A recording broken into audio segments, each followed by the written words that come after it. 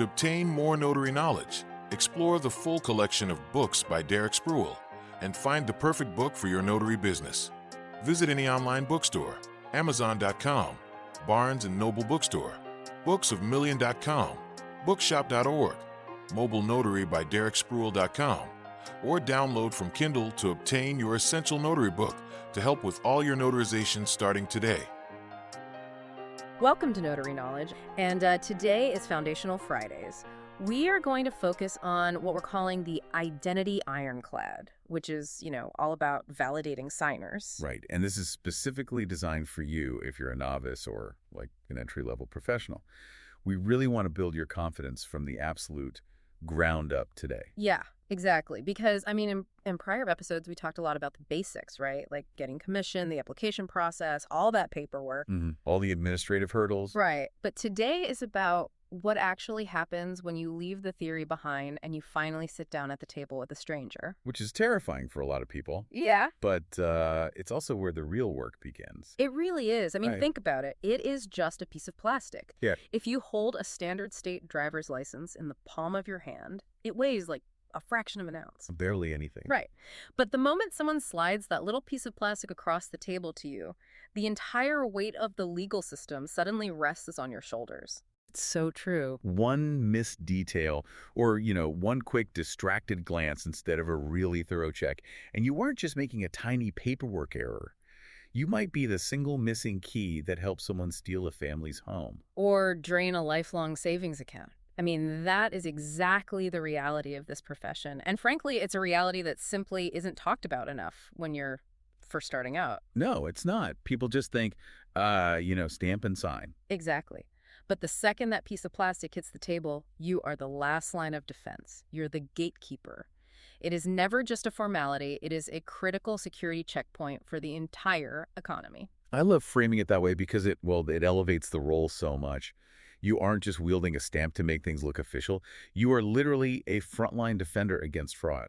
Absolutely. When we look at the source material today, the core mission is understanding the absolute certainty that's required in verifying a signer's identity. Absolute certainty. That's a high bar. It is, but it's the non-negotiable cornerstone of the office. Because you see, you are not there to validate the contents of a business contract or, the fairness of a will. Right. We aren't lawyers. Exactly. Your job, legally and ethically, is to verify the identity of the human being holding the pen. If you fail at that one specific task, the entire transaction just collapses. So let's establish the rules of engagement then. When you are sitting across from a stranger, legally speaking, how do you actually build this identity ironclad? Well, the law provides a strict tripartite framework. Basically, there are only 3 legally acceptable ways to verify identity. Okay, let's go through them. What's the first one? The first is personal knowledge. This is the highest possible standard. It basically means you have a deep, continuous familiarity with the signer over a long period of time. Like a familiarity that completely excludes any reasonable doubt. Exactly. But let's be realistic here. If you're a mobile professional traveling to new clients every single day, this is incredibly rare. Yeah, you aren't usually getting called out to execute documents for, your childhood best friend or your mother. You are dealing with total stranger. Right. Which brings us to the second pillar, and that's credential analysis. This is going to be your daily workhorse. It is the physical, meticulous auditing of government-issued IDs. And the third one? The third pillar is credible witness testimony, which is a highly specific legal pathway we use when physical IDs simply aren't available. We'll definitely get into that one in a bit, but let's focus intensely on that daily workhorse for a second, credential analysis. Let's do it. I always like to compare it to being a bouncer at a club, right? Standing at the door, checking IDs under a flashlight. That's a great analogy. But the stakes are infinitely higher here. If a bouncer lets a fake ID slip, maybe someone underage gets a drink. If you let a highly sophisticated fake ID slip at the signing table, someone could literally lose their property. Exactly. The fallout is massive. But here is the practical pushback I hear from new professionals all the time. Staring at someone's ID and then looking up and staring intensely at their face, it feels incredibly awkward. Oh, it really does at first. Yeah. So how do you do this without making the signer feel uncomfortable or, making them feel like they're being targeted? That is such a valid concern. And honestly, it's a psychological hurdle every single beginner faces. The secret to removing that awkwardness is making the audit entirely objective. So making it systematic rather than personal. Precisely. It cannot feel like a personal judgment. It has to be an administrative process. And the sources we're looking at today teach a really great 4-layer inspection protocol. Oh, nice. Yeah, and when you systematically follow the exact same 4 layers every single time with every single person, it completely removes the emotion from the room. Okay, I love that. Let's break these layers down because I think understanding the why behind them is going to give you, the listener, so much confidence at the table. So layer 1 is tactile. Right. Yeah. Actually getting your hands on the card. Why isn't it enough to just look at it while the signer holds it out to you? Because your eyes can be easily tricked by high-resolution printers. But your hands are much, much harder to fool. You absolutely must take physical possession of the card. Makes sense. Modern government IDs are not just pieces of laminated paper anymore. They are manufactured using advanced, rigid polymers like polycarbonate. Okay, so what does that feel like? Well, when you hold a real ID and gently flex the edges, it should have a specific density and a distinct, rigid snap to it. A snap, really? Yes, it should never feel like soft PVC plastic or heavy paper. Polycarbonate cards are made of multiple layers of plastic that are fused together under immense heat and pressure. So they've essentially become one solid block. Exactly. Counterfeiters often just use cheap plastic layers glued together. So you also need to run your thumb across the surface. You're feeling for laser-engraved raised lettering. Oh, like around the name and birth date fields. Right. If the surface feels completely smooth, or conversely, if the lamination feels like it's peeling, or if it's unusually thick or rough, especially around the photograph, that is a massive red flag. Because that means someone might have pasted a new photo or text layer over a stolen card. Exactly. It might be a legitimate card that's been altered. That is fascinating. Okay, so once the card passes the touch test and it has that rigid polycarbonate snap, we move to layer 2, which is visual security. What are we looking for under the light? So under standard indoor lighting, you want to tilt the card back and forth. You are looking for color-shifting holographic state seals or patterns. Because counterfeiters can't easily replicate holograms. Right, they try to fake it using static metallic ink. And metallic ink might look shiny when it catches the light, but it doesn't actually shift or change color when you tilt it. Ah, that is a great tip. You also need to locate the semi-transparent ghost image of the person. On a legitimate card, that secondary ghost image should look like it is embedded deep inside the card body. Because it actually is embedded in there. Exactly. On a fake, it often looks like it was just printed lightly right on top of the surface. Okay, so tactile and visual. We've touched it, we've tilted it. Now layer 3 is the biometric alignment. This is the part where the awkward staring usually happens, right? Yep. Looking from the little portrait photo to the human sitting in front of you.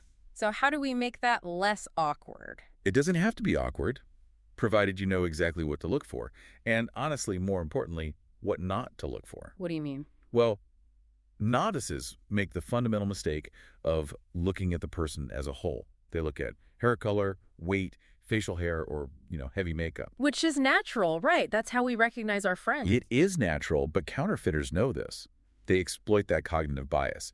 They will find someone with similar hair and a similar build to the person on the stolen ID. All of those superficial things can be easily changed. So what should we be looking at instead? You need to look at fixed bone structure. Oh, wow. It's almost like doing an architectural assessment of the face. You have to ignore the paint and the landscaping and just look at the load-bearing walls. That is the perfect metaphor. Yeah. You look directly from the ID portrait to the signer's face, focusing on the jawline structure, the contour of the nose bridge, and the pupillary distance. Wait, pupillary distance, that's the space between their eyes, right? Exactly. You are comparing permanent geometry. Bone structure does not change just because someone gained 20 pounds or dyed their hair. If the permanent geometry matches, you have biometric alignment. That is a total paradigm shift. It takes it from, does this look like the person, to do these geometric points match? Exactly. It makes it a science. So the final layer, layer 4, is data validity, checking the expiration date and the printed name. Now, I want to push back a little here. Go for it. Let's say I'm looking at an ID. The biometric geometry is a perfect match. The card snaps, the hologram shift, but the ID expired 2 weeks ago. I know in states like Virginia and Texas, the sources say an expired ID is a hard stop. But why?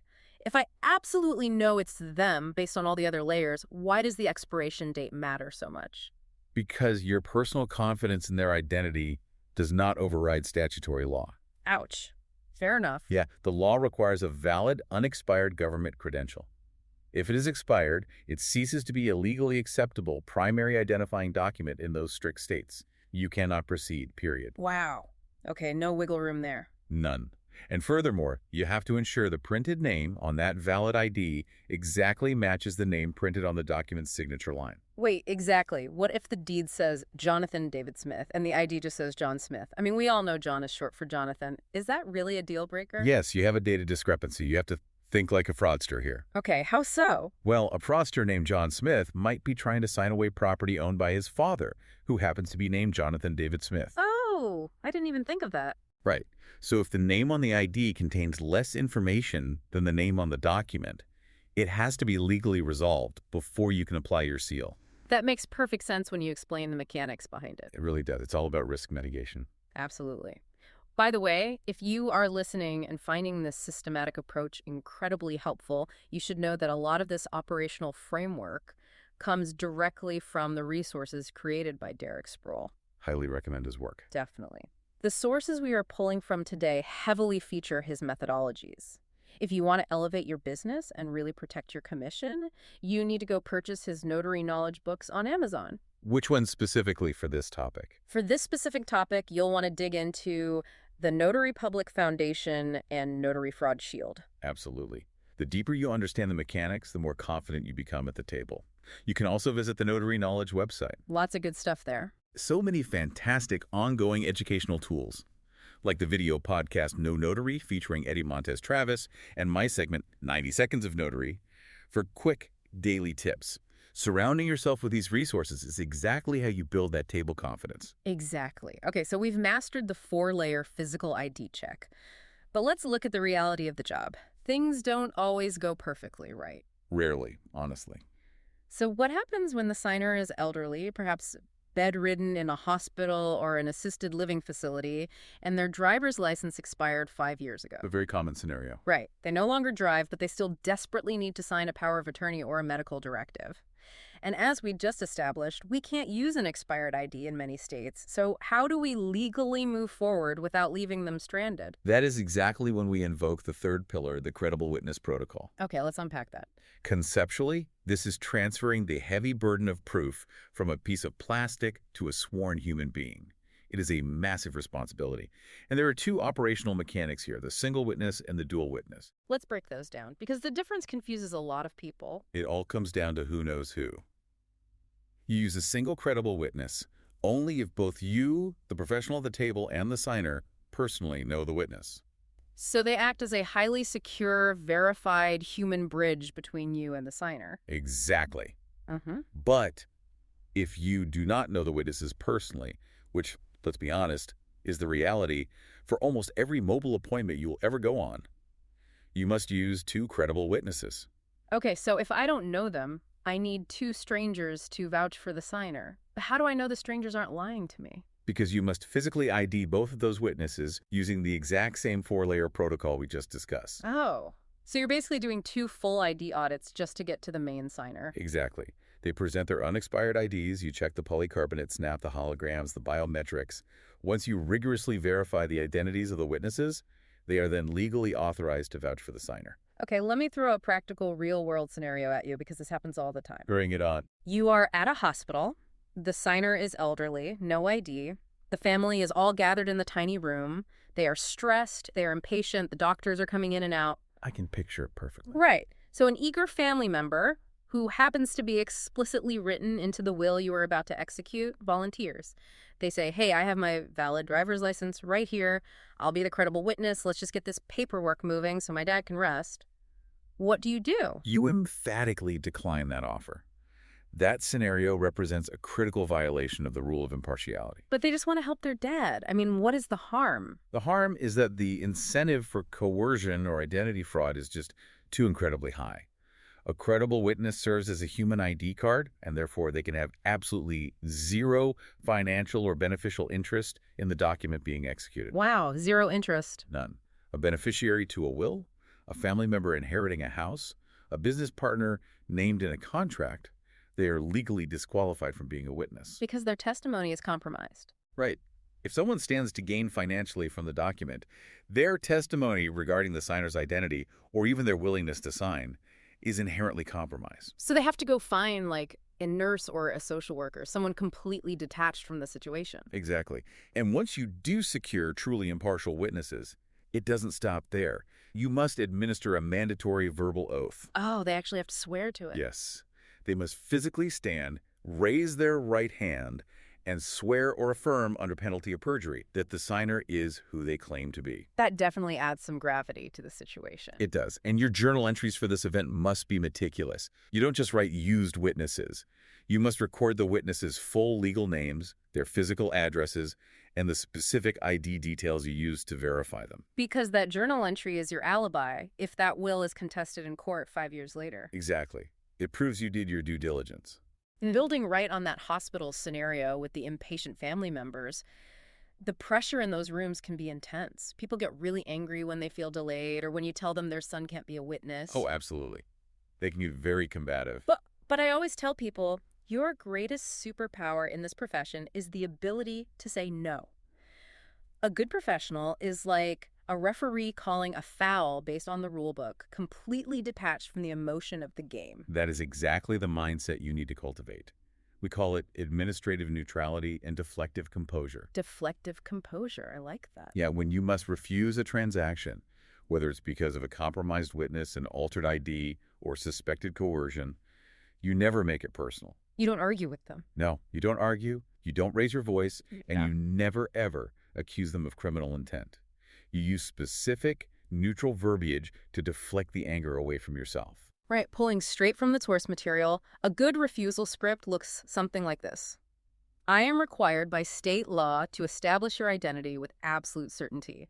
Because I cannot meet that legal standard today, I am legally obligated to decline this transaction. It's brilliant. It really is, because it completely removes you as the bad guy. It's not, I think you are lying to me. It's, state law requires X, we don't have X, so my hands are tied. Exactly. You blame the statute. The law is the bad guy, not you.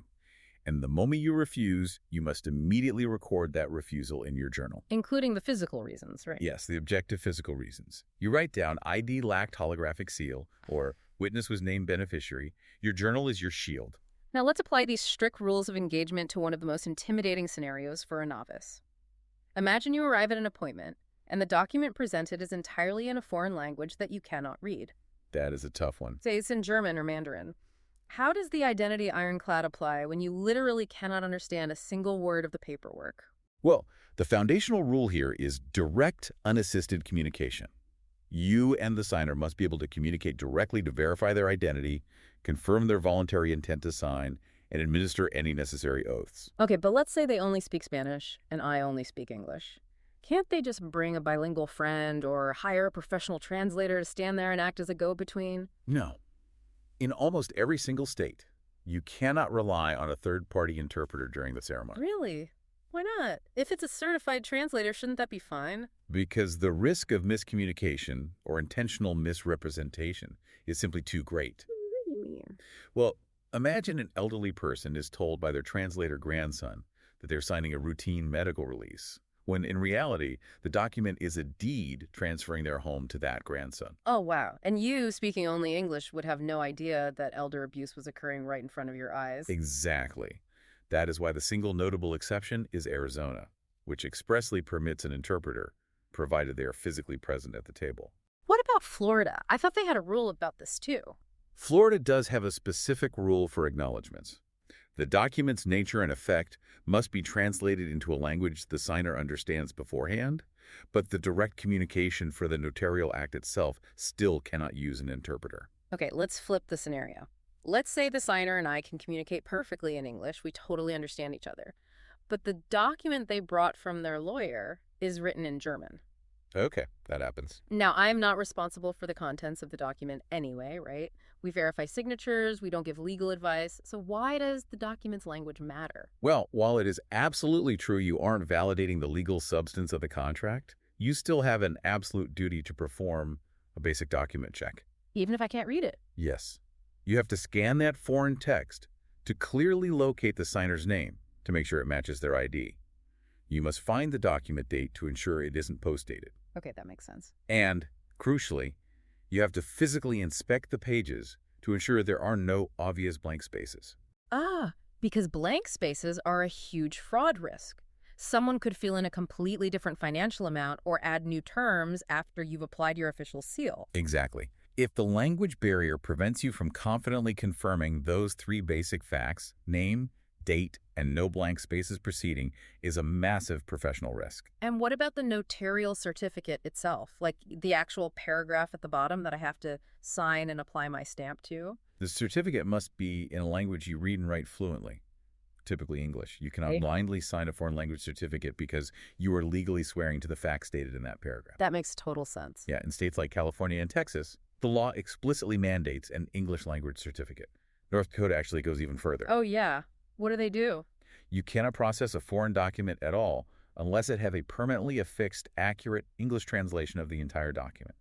Wow, that is strict. So if a document comes with a certificate written in French, what is the practical protocol for most states? Do I attach a loose English certificate? Yes. You would cross out the non-compliant foreign certificate with a single, clear line. You wrote "See attached notarial certificate" near the signature line, and you securely staple a compliant English certificate to the document. Okay, that's a great practical tip. But the guiding principle for foreign documents is always risk mitigation. If you cannot communicate directly with the signer, or you cannot verify the document's basic completeness, you must invoke your superpower. The power of no. Yes. Refuse the transaction and professionally refer them out to someone who reads and writes their language. When in doubt, refer it out. It is always better to lose one fee than to lose your commission and end up in court. Absolutely. And speaking of referring things out, if you ever need additional support, you can visit mobilenotary.dereksprul.com. You can request mobile notary services, fingerprinting, or apostille services. This amazing network. It really is. And there are incredible educational resources available on the site to help you continue building that table confidence. So let's distill everything we've uncovered from these sources today. Let's do it. Your core duty is protecting the public through the identity ironclad. You must rigorously follow the 4-layer physical ID check, feeling the polycarbonate, checking the holograms, matching the bone structure, and verifying the data. Right. You must strictly enforce the absolute impartiality of credible witnesses. And you must never be afraid to professionally refuse a flawed transaction using neutral administrative language. You are the gatekeeper. And understanding that reality brings up a really provocative thought for you to ponder as you head out to your appointments this week. What's that? Well, as remote online notarization, or ON, and automated AI verification tools become more and more prevalent, will the physical, tactile skills of identifying a fake polycarbonate ID become a lost art? That is a fascinating point. Right. Or will the human intuition required to spot subtle coercion at a hospital signing table make the in-person professional more essential than ever in a digital world? It is a profound question. Because AI can ping a state database instantly to see if an ID number is valid, but an algorithm cannot read the tension in a room. It can't see the impatient family member pacing nervously outside the door. The human element of this job, that frontline intuition, is completely irreplaceable. We really want to hear your thoughts on this and any questions you have as you build your foundation.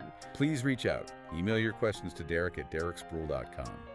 We will try to answer as soon as possible at the end of our shows. And we have to recognize the incredible team behind the scenes who helped synthesize these sources.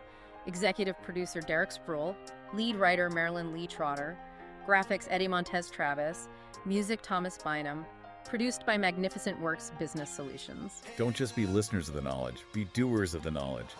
This is Notary Knowledge. Until next time. Are you an aspiring notary looking to join millions of other notaries? Start your journey with the Notary Public Foundation by Derek Spruill. This essential guide provides the step-by-step process to becoming commissioned in your state. Don't stumble into the role. Walk into it with confidence. Grab your copy of the Notary Public Foundation by Derek Spruill on Amazon today.